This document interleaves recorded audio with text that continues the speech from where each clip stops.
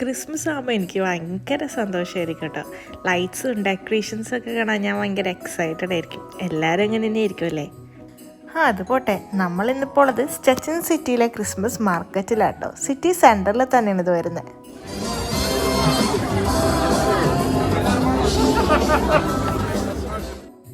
വോക്ക്വേയുടെ 2 സൈഡിലായിട്ടും കുറേ വുഡൻ സ്റ്റോൾസിലായിട്ടാണ് ഇത് വരുന്നത്. ക്രിസ്മസ് ഡെക്കറേഷൻ ഐറ്റംസും ഗിഫ്റ്റ് ഐറ്റംസും ചോക്ലേറ്റ്സും ഒക്കെ ഉണ്ട്.